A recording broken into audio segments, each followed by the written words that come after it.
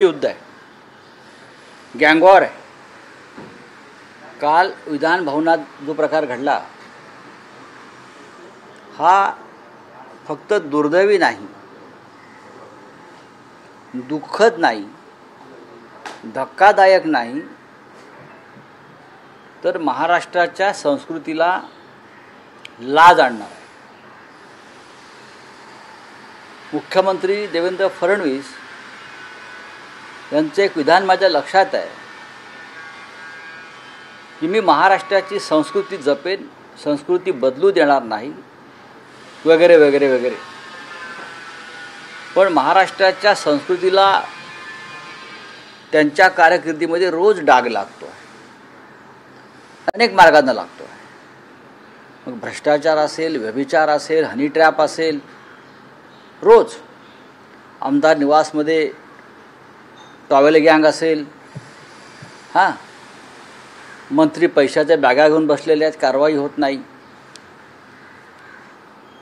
मोकाचे आरोपी, खुनाचे आरोपी, दाऊदचे हस्तक हे पक्षात घेतले जात आहेत, त्यांच्या विधिमंडळात घेतले जात आहेत। ही या महाराष्ट्राची संस्कृती आहे।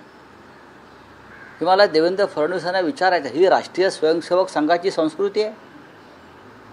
ज्या संस्कारातून ते आलेले आहेत त्या संस्कारात हे सगळं बसतंय का जे त्यांच्या राज्यात सध्या सुरू आहे? आणि मुख्यमंत्री म्हणून ते खाली मान घालून बसलेले आहेत। द्रौपदीचं वस्त्रहरण सुरू असताना धर्मराज ज्याप्रमाणे खाली मान घालून बसले होते त्या भूमिकेमध्ये देवेंद्र फडणवीस आहे।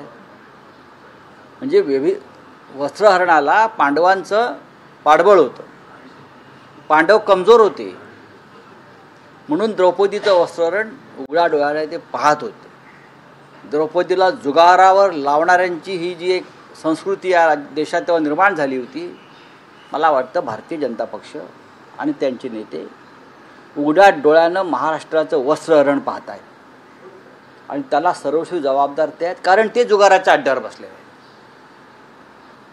महाराष्ट्राच्या विधानसभेत काल काय घडलं? काल गँगवॉर झालं, विधान भवनात गँगवॉर झाले। मी सभागृहात म्हणत नाही, विधान भवनामध्ये गँग, ती परिसराला आपण भवन म्हणतो। विधान भवनामध्ये काल टोळी युद्ध झालं। खुनातले, मोकाचे आरोपी, दरोड्यातले आरोपी काल विधान भवनाच्या लॉबीत होते। कोणी आणले त्यांना? काय कारवाई झाली? कालची घटना पाहिल्यावरती शिवसेनेचं हे स्पष्ट मत झालं की महाराष्ट्रामध्ये राष्ट्रपती राजवटच लागायला पाहिजे। ह्यांना हे राज्य नियंत्रणामध्ये ठेवता येत नाही, हे गुंडांचं राज्य झालं आहे। जर हे इतर कोणाच्या राज्यात झालं असतं, कोणी अन्य मुख्यमंत्री असता, तर हेच देवेंद्र फडणवीस विधान भवनाच्या पायरीवर येऊन किंचाळले असते, हे सरकार बरखास्त करा, इथे राष्ट्रपती राजवट लावा। मग काय त्यांना असं वाटत नाही का? त्यांनी आत्मचिंतन केलं तर त्यांना कळेल की माझं राज्य हे आता राष्ट्रपती राजवट लावण्याच्या लायकीचं झालेलं आहे। दोन आमदारांचे समर्थक म्हणत नाही मी त्यांना, समर्थक अशा प्रकारचे हल्लाबोल करत नाहीत। भाजपच्या आमदारांबरोबर जे लोक होते काल, त्यांचा रेकॉर्ड तपासा ना तुम्ही, त्यांचे रेकॉर्ड समोर आलेले आहेत ना। त्यातले किती मोकाचे आरोपी आहेत? मोकाचे आरोपी दाऊद इब्राहिमचे हस्तक हे विधिमंडळाच्या आवारात तुमच्या राज्यात यायला लागलेले आहेत। उद्या ते विधानसभेत जातील, लक्षात घ्या। आणि अशा प्रकारचं गँगवॉर हे सभागृहात होईल आणि त्याला भारतीय जनता पक्ष उत्तेजन देईल।